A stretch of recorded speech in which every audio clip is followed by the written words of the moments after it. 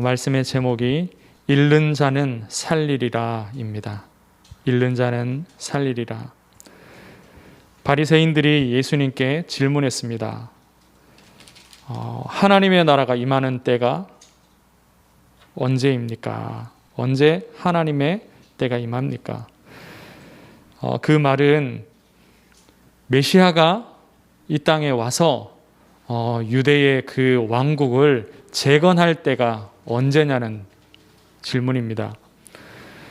지금은 이스라엘이 식민지가 되어 있는데 이 상태에서 벗어나게 하고 독립된 국가로서 또 강대국이 되게 하셔서 자기들을 압제하던 그런 나라 앞에 당당히 이스라엘 그 나라를 이제 크게 세우는 때가 언제냐, 이것을 하나님의 나라로 바리새인들이 지금 보고 있는 것입니다. 예수님의 답은 그 하나님의 나라는 볼 수 있게 임하는 것이 아니다 라고 말씀하셨고요. 또 그 하나님의 나라는 21절에 보면 너희 안에 있느니라 라고 말씀을 하셨습니다. 너희 안에 있다는 그 말은요, 바리새인들 너희 속에 있다, 마음 속에 있다, 그 뜻이 아니라 너희들 가운데, 지금 이미 이스라엘 사람들 가운데에 하나님의 나라가 임하여 있다라는 뜻입니다. 이게 무슨 말이냐 하면 이미 메시아가 너희 가운데 있지 않냐 그 말입니다. 하나님이 약속하셨던 그 메시아가 이미 사람들 가운데에 그 메시아를 기다리던 유대 백성들 가운데에 그 사이에 와 있지 않냐라는 말씀입니다. 하나님의 나라 이미 임하여 있는 것이죠. 그리스도께서 이미 이스라엘 가운데에 오신 것입니다.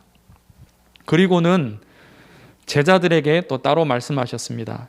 인자의 날에 대해서 예수 그리스도께서 왕으로 오셔서 이 땅을 심판하시고 다스리시는 그 때에 대하여서 말씀을 하셨습니다. 그 인자의 날에 대해서 말씀하신 것을 요약을 하자면, 첫 번째는 그 때가 임하기 전에 인자가 먼저 고난받을 것이라 말씀했습니다. 인자가 하나님의 아들께서 영광으로 이 땅에 임하시기 이전에 먼저 고난받을 것을, 많은 고난을 받을 것을 말씀하신 것입니다. 고난 이후에 그 메시아가 영광스럽게 이 땅 가운데 임할 것이다. 근데 그 고난은 뭡니까? 바로 그리스도께서 십자가 지실 것을 말씀하시는 겁니다. 예수님이 이제 십자가의 그 사건을 앞에 두고 계시고, 그 사건 이후에 이제 구원의 은혜가 이 땅에 임한 이후에 시간이 지나면 인자의 때도 그 영광의 날도 올 것이다 라고 말씀을 하신 것입니다. 그리고 두 번째로 그 인자의 날이 어떠할 것인지를 쭉 말씀하십니다. 그 날이 임할 때에 사람들이 어떻게 살아갈 것이냐, 그리고 그때 일어나는 일들은 무엇이냐, 너희는 어떻게 하여야 하겠느냐, 다 한 번에 얘기를 하십니다. 노아의 때, 그리고 롯의 때에, 그 심판의 때에 사람들이 어떻게 살아갔는지를 말씀하시면서 인자의 날에도 사람들이 그렇게 살 것이다. 멸망이, 심판이 한순간에 임할 것인데 그것을 알지 못하고 사람들은 먹고 마시고 장가가고 시집가고 사고 팔고 집을 짓고 심고 거두고 그렇게 자기들의 인생을 위해서 바쁘게 살아갈 것이다 라고 말씀하십니다. 그리고 그런 일이 있을 때에 뒤도 돌아보지 말고, 롯의 처가 뒤를 돌아보고 망했듯이 그렇게 하지 말고 바로 도망가라. 그것이 얼마나 그 심판이 또 그 멸망의 때가 급박한 것인지를 말씀합니다. 오늘 우리는 이 본문의 말씀 속에서 하나님이 우리에게 주시는 중요한 메시지를 함께 붙잡기를 원합니다. 그 첫 번째가요, 항상 깨어 있으라는 겁니다. 항상 깨어 있으라. 왜 깨어 있어야 하냐? 그리스도께서 이 땅에 재림하시는 그날을 우리가 기다리면서 또 갈망하면서 그 때를 영적으로 깨어서 기다리고 있으라는 겁니다.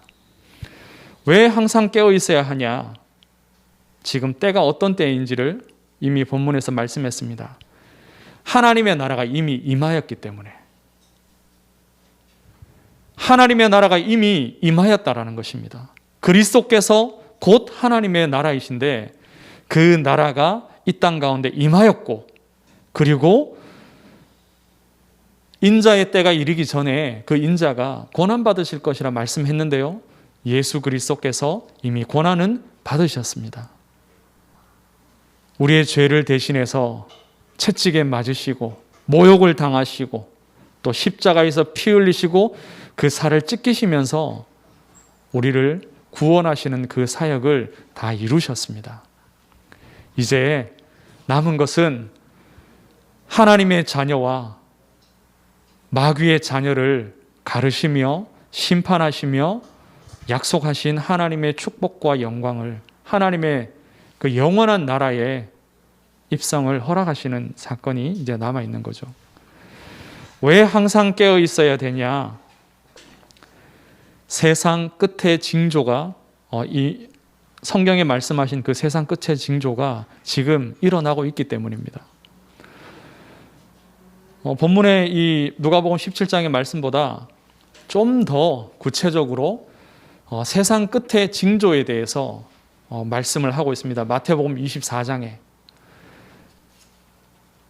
한번 펴보셔도 좋겠습니다. 마태복음 24장에 보면 제자들이 3절에 조용히 와서 이르되 우리에게 이루소서, 말씀하옵소서, 어느 때에 이런 일이 있겠사오며 또 주의 임하심과 세상 끝에는 무슨 징조가 있사오리이까. 그때 예수님이 말씀하십니다. 5절에서 8절 또 9절에서 12절에 보면 아주 구체적으로 말씀하죠. 많은 사람이 그리스도의 이름으로 와서 내가 그리스도다, 많은 사람을 미혹할 것이라 말씀했습니다. 지금 이러한 미혹의 많은 역사들이 계속해서 일어나고 있습니다. 그리고 난리와 난리 소문을 듣겠으나 전 세계 이곳저곳에서 많은 문제와 사건들이, 난리들이 일어나고 있고요. 또 민족이 민족을, 나라가 나라를 대적하여 일어나겠고 곳곳에 기근과 지진이 있으리니, 과거 수백 년 동안 있었던 이러한 사건들보다 최근에 100여 년, 50여 년 이 근래에 들어서 이러한 사건들의 빈도가 많이 급증했습니다. 이 모든 것은 재난의 시작이니라. 그리고 복음 가진 사람들, 하나님의 자녀들이 많은 핍박을 당하고 환난을 당할 것을 말씀합니다. 그때의 사람들이 너희를 환난에 넘겨주겠으며 너희를 죽이리니 너희가 내 이름 때문에 모든 민족에게 미움을 받으리라. 아직 하나님의 백성들이 이 땅에 전체적으로, 이 땅 모든 곳에서 이러한 일을 겪고 있지는 않습니다. 그러나 이제 마지막 날이 되면 이러한 일들이 일어날 것을 성경은 말씀하고 있습니다. 아직 일부이긴 하지만 이런 일들이 이미 시작이 되었고 진행이 되고 있습니다. 그때에 많은 사람이 실족하게 되어 서로 잡아주고 서로 미워하겠으며 거짓 선지자가 많이 일어나 많은 사람을 미혹하겠으며 불법이 성함으로 많은 사람의 사랑이 식어지리라. 이것이 세상 끝의 징조입니다. 이 징조를 따라서, 이 예언된 말씀을 따라 지금 일어나고 있는 일들을 볼 때 지금이 곧 세상 끝이구나, 주님이 오실 때가 가까웠구나, 우리가 알 수 있습니다. 그렇다면 우리가 영적으로 깨어 있어야 될 것입니다. 그리고 왜 항상 깨어 있어야 되냐? 인자의 임하심이 어떠한지를 성경은 또 말씀하고 있습니다. 누가복음 17장 24절에 보면 번개같이 인자가 임한다라고 말씀합니다. 그리고 우리가 방금 보았던 마태복음 24장에서 보면은 27절에 나옵니다. 거기에도 번개같이 임할 것을 말씀하고 있고요. 베드로후서 3장 10절에 보면, 또 요한계시록 3장 3절에 보면 인자가 도적같이, 도둑같이 임한다라고 말씀하고 있습니다. 밤에 도둑이 들어서 세간을 이렇게 훔쳐가죠. 재물을 훔쳐갑니다. 그런데 밤이 되면 도둑이 올 수 있구나. 우리가 징조를 알 수 있는 것이고, 언제 올지는 알 수 없습니다. 언제 도둑이 그 야음을 틈타서 집 안으로 들어와 재물을 훔쳐갈지는 알 수 없습니다. 그걸 막으려면 어떻게 해야 됩니까? 일단 밤이 되면 긴장하고 깨어 있어야 되겠죠. 그리고 도적이 오는지 안 오는지 잠자지 않고 깨어서 지켜보고 있어야 됩니다. 항상 깨어 있어야 될 이유가 이와 같습니다. 그리고 마태복음 25장에 보면 신랑을 맞이하는 10처녀의 비유가 있습니다. 5처녀는 신랑이 늦게 와서 신랑이 아직 늦게 오지만 그 등에 기름을 딱 준비를 했습니다. 나머지 처녀들은요, 신랑이 늦게 오니까 기름을 준비하지 않았어요. 등은 있지만 기름이 없습니다. 신랑이 밤에 오면 그 신랑을 맞이하러 나갈 때 신부들은 등에 불을 밝혀서 맞이하러 가야 돼요. 근데 기름이 없는 겁니다. 우리는 깨어 있으면서 우리의 영적인 삶을 하나님 앞에서 잘 세워나가고, 또 마지막 때에 하나님이 소원하시는 세계복음화의 이 사명을 감당하기 위해서 영적인 싸움을 싸워나가야 됩니다. 항상 깨어 있으라는 말씀이 바로 이 말씀입니다. 두 번째로, 하나님의 나라를 위해서 나를 드리라고 말씀하십니다. 하나님의 나라를 위해서 나를 드리라. 누가복음 17장 본문에 노아의 때와 롯의 때를 말씀하셨습니다. 노아의 때는 사람들이 먹고 마시고 장가가고 시집갔습니다. 롯의 때는 사고 팔고 심고 집을 지었습니다. 공통적이지 않습니까? 똑같습니다. 이것이 사람이 살아가는 데 있어서 당연히 필요하고 당연히 해야 되는 일들입니다. 먹어야 되고, 또 먹기 위해서 심어야 되고, 살기 위해서 집을 지어야 되고, 장가가고 시집가고, 내가 키운 자녀들을 또 장가 보내고 시집 보내고 해야 되는 거죠. 그러나 이 노아의 때와 롯의 때에 일어난 일은, 그러다가 홍수 심판을 맞고 그러다가 유황불로 멸망당했습니다. 지금 일어나고 있는 일도 똑같습니다. 지금 시대에도 사람들은 여기에 모든 마음과 생각을 담고 있습니다. 집을 구하고 차를 구하고 노후를 준비하는 일에 사람들이 집중합니다. 정권이 바뀌고 또 여러 가지 어떤 정책적인 일들 때문에 부동산 가격이 급등했습니다. 기사에서는 봤습니다만 제 주변에서 자기를 벼락거지라고 말하는 사람을 처음 만났습니다. 집을 구하지 않고 있었는데 아직 집을 구할 수 있는 그런 여력이나 또 그런 부분들이 안 되니까 이제 준비를 해 나가는 거죠. 그러던 중에 부동산 가격이, 집 가격이 너무 올라 버리니까 살 수 없고, 집을 한 채라도 가지고 있던 사람은 이제 그 집의 가치가 2배씩 되어지니까요. 상대적으로 부자가 되고 집이 없는 사람은 상대적으로 거지가 되었는데 순식간에 일어난 일이라는 거예요. 그래서 벼락 부자 말고 이제는 벼락 거지라는 말들도 나온 겁니다. 얼마나 자기를 이렇게 자조적으로 그 얘기를 하는지 참 공감이 좀 됐습니다. 우리도 집이 없기 때문에 공감이 되는 부분이 있었는데요. 지금 시대에도 사람들이 이렇게 살아갑니다. 필요한 부분이죠. 그리고 자녀를 교육하는 그 일에 또 그 자녀를 키우고 결혼시키고 그 자녀에게 유산을 물려주고 이런 일들을 사람들은 너무 중요하게 그렇게 여기고 있습니다. 뭘 먹었는지, 어디를 갔는지, 뭘 했는지, 어떻게 자기가 놀았는지, 뭘 입고 뭘 사고 그런 것들을 사람들에게 보여주기를 너무나도 사람들은 원합니다. SNS에 이렇게 들어가 보면 자기의 그러한 삶을 화려하게 이렇게 사진도 찍고 동영상도 찍고 글을 써서 소소하게 사람들은 기록을 남기고 보여줍니다. 예전에는 자기가 공부하는 것들, 자기가 이룬 업적들 좀 중요하고 조금 더 가치 있게 여기는 것들이 그런 것들이었는데 지금 사람들이 가치 있게 여기는 것은 바로 그런 것들입니다. 내가 어디 가고 뭐 먹고 뭘 사입고 무슨 물건을 쓰고 그런 것들을 보여주기를 원하는 거죠. 그리고 그걸 또 부러워하는 사람들이 많습니다.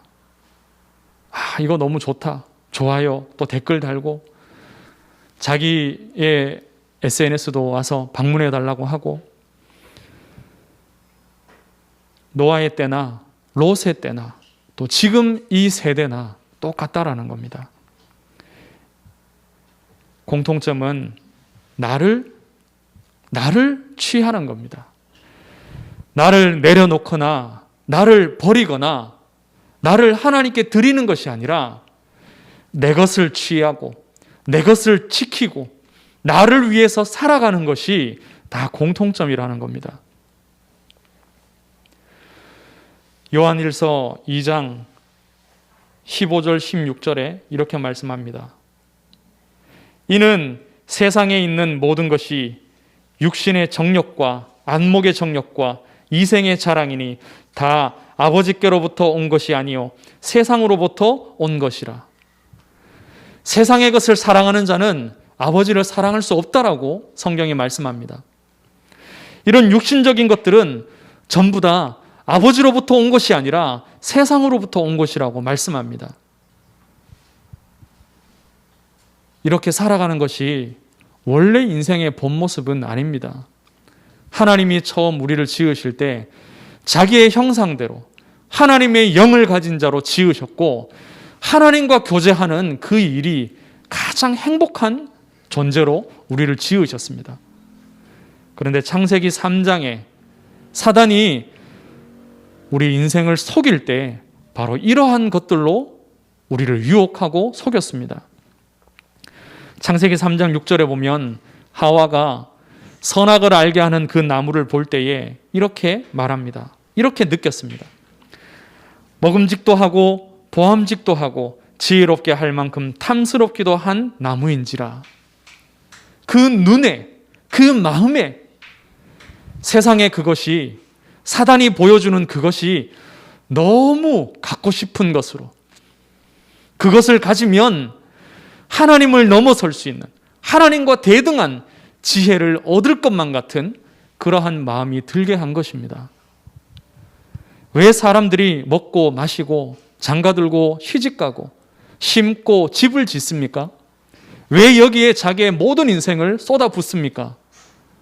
이것이 가장 가치 있는 일이라고 여기기 때문에, 그 마음에 드는 생각과 느낌이 이것이 너무 먹고 싶고 너무 갖고 싶고 나를 너무 나은 존재로, 나를 지혜롭게 할 수 있는 것이라 여겨지기 때문에 그것을 취하는 겁니다.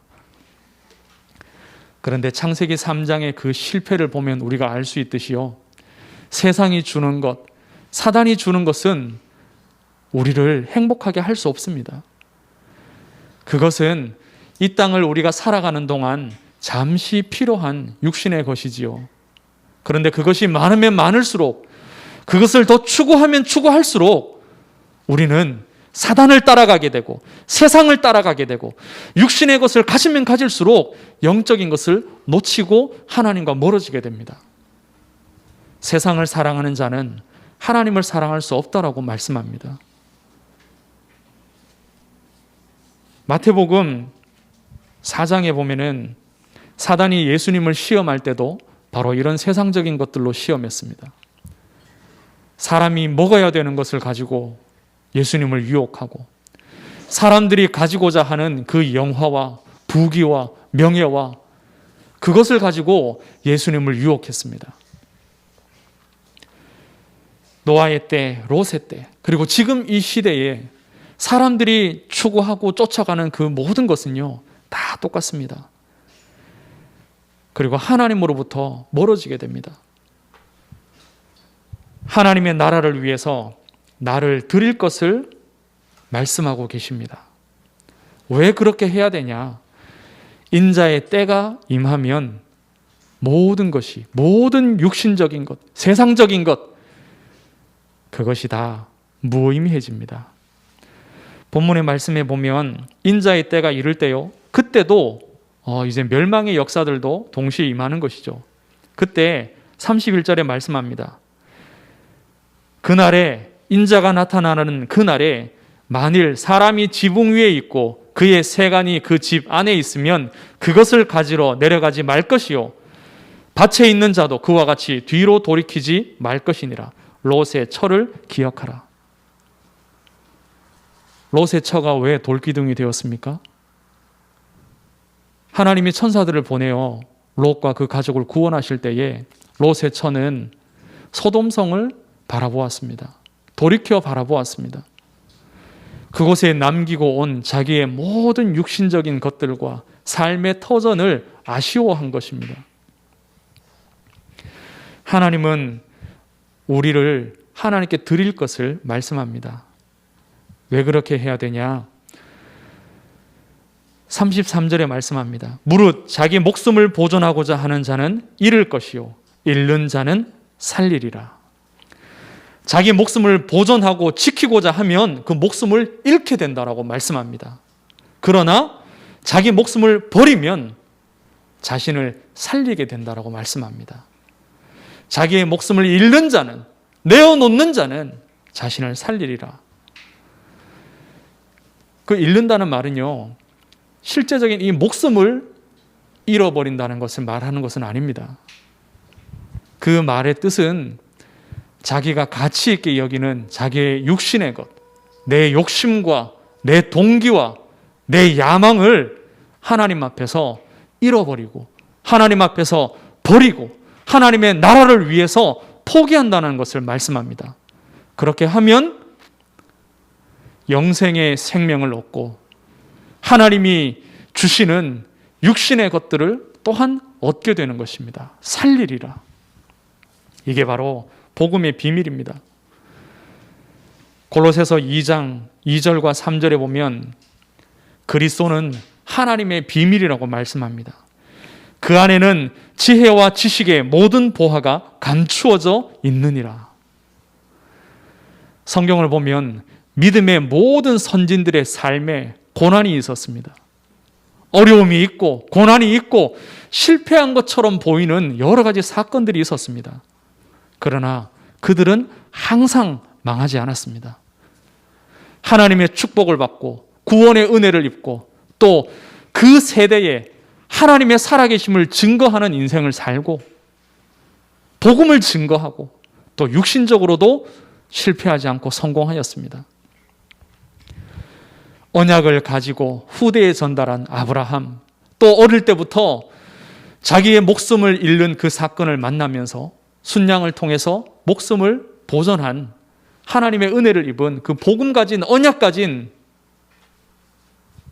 아브라함의 아들 이삭은 땅을 파면 셈의 근원을 얻고 농사를 지으면 100배의 소출을 얻었습니다. 영적인 하나님의 백성이 되고 하나님의 나라를 소유하고, 당연하고요. 그거는 언약을 가진 자를 통해서 그 언약을 전달하게 하시고, 또한 육신적으로도 그러한 일들을 심부름하고 감당할 수 있도록 하나님이 은혜 주시는 것입니다. 그리스도께서 핍박을 받으며 십자가에 달려 죽으실 때에 지도자로서 또 그러한 한 사람으로서 실패한 인생을 사는 것처럼 보여집니다. 그러나 하나님께서는 그 고난 뒤에 구원의 역사를 이루시고 승리하게 하시고 더 큰 영광을 허락하셨습니다. 모든 만물이 그리스도 앞에 무릎 꿇는 그 역사를 허락하신 것입니다. 말씀을 맺습니다. 우리의 소망을 육신적인 것과 이 세상에 두지 말라고 말씀하십니다. 영적인 것과 하나님의 나라에 우리의 소망을 두어야 되는데요. 그것도 간절히 그렇게 하라라고 말씀하십니다. 내 모든 것을, 심지어는 내 생명 같은 그런 것들까지도 이룰 수 있을 만큼 영적인 것과 하나님의 나라에 소망을 두라고 말씀합니다. 그렇게 해야 내 육신을 포기할 수 있고, 소망이 어디에 있냐에 따라서 내 소망이 영적인 것과 하나님의 나라에 있을 때에 우리는 육신적인 것들을 포기할 수 있고 또 항상 깨어 있을 수 있습니다. 중요한 일을 위해서 내 삶을 자제하고 잠자는 것을 뒤로 하고 깨어 있는 것처럼 육신적인 것들을 내려놓고 영적인 것을 찾고 갈급해하고, 그래서 기도하고 말씀 붙잡고 현장으로 가고, 그 일들이 우리의 소망이 어디 있냐에 따라서 이루어지는 것입니다. 그런데 우리가 과연 그렇게 할 수 있습니까? 오늘 본문 37절 말씀을 한번 보십시오. 그들이 대답하여 이르되 주여 어디 오니이까? 주여 어디 오니이까? 여기서 그들이 누굽니까?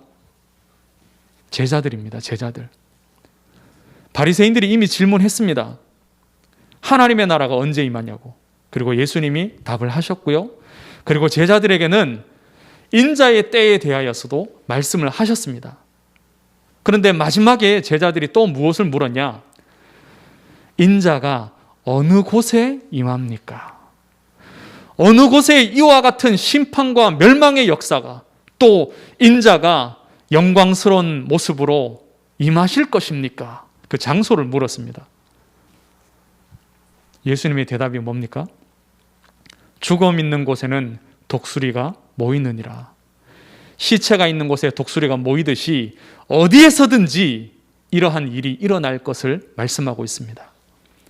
인자가 임하는 것은 전 지구적으로 모든 곳에서 이루어지며 동시대적으로 동시간에 한순간에 같이 임하는 것입니다. 마치 번개가 치는 것과 같이요. 이 말이 뭘 말하고 있냐 하면은, 제자들이 말씀을 쭉 들었는데 마지막에 가서요, 바리새인들이 질문했던 것과 똑같은 질문을 또 하고 있습니다. 무슨 말이냐? 말씀을 들었는데 예수님이 그 앞에 설명을 다 하셨는데 제자들이요, 혼미해요. 그 말씀이 잡혀지고 이해되어지고 깨달아지지를 않는 겁니다. 지금 예수님이 제자들을 데리고 다니시면서 계속해서 말씀하셨는데, 예수님이 승천하시기 전에 마지막에도 그 제자와 또 제자들의 어머니가 묻습니다. 엄마가, 주의 나라에서 먼저 될 사람이 누구냐? 내 아들을 먼저 세워주십시오. 하나님 나라의, 영적인 하나님의 나라에 대해서 말씀을 계속했는데도 제자들은 또 육신적으로 그 나라를 이해합니다. 언제 이 땅에 메시아의 왕국이 세워질 것입니까? 그때 누가 첫째 가고 둘째 갈 것입니까? 내가 앞서기를 원합니다. 우리는 말씀을 받고 또 받고 또 받아도 안 되어줄 수밖에 없습니다. 이 제자들이 그랬던 것처럼요. 소망을 하나님의 나라에 두라고 하여도 당장 이 교회를 나서면, 이 말씀을 다 받고 나면 또 내 마음에 돈을 버는 일, 집을 구하는 일, 자녀를 키워나가는 일, 내 직장에서 성공하는 일, 사업을 어떻게 해나가야 될지, 앞으로 시대가 어떻게 어려워지는데 나는 어떻게 성공해 갈지, 그런 것들을 계속해서 생각하게 됩니다. 뉴스에 귀 기울이고 전문가들의 말에 귀 기울이고 고민하고 걱정하고 방법을 찾게 되어 있습니다. 결국 결론이 무엇이냐? 우리의 육신이, 내 생각과 내 마음이 그리스도와 함께 십자가에 못 박히지 않는 이상은 절대 안 되어집니다. 내 육신이 십자가에 못 박혀야 우리는 육신의 것을 구하지 않게 되어집니다. 옛날의 나로서는 창세기 3장에서 뿌리를 내려버린 내 인생의 모습과 내 생각을 가지고서는요, 우리는 절대로 영적인 것, 하나님의 나라, 오직 복음 안 되어집니다.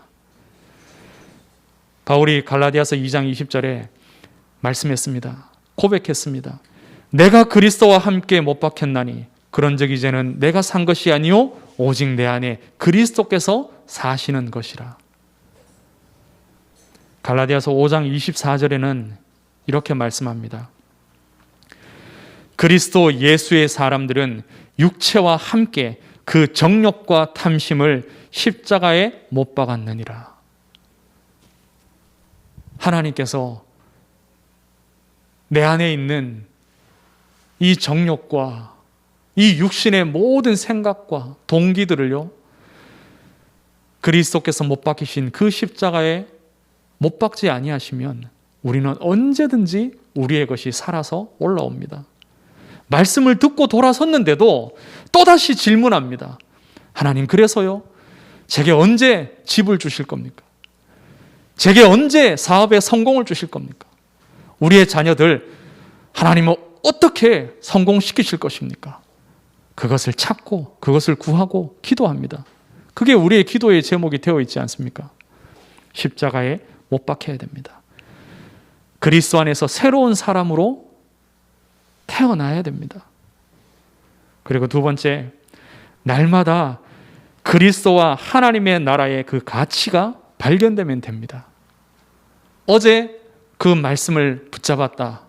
오늘 또 하나님의 말씀으로 우리의 영을 새롭게 하고 그 말씀의 약속을 붙잡고 기도해야 됩니다.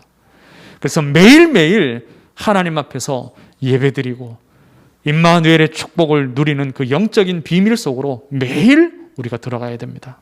매일 말씀, 매일 기도. 우리의 기도의 제목이 바뀌면 됩니다. 내가 애쓸 수 없습니다. 하나님, 그리스도께서 못 박히신 그 십자가에 나의 모든 육신의 것들을 못 박아 주십시오.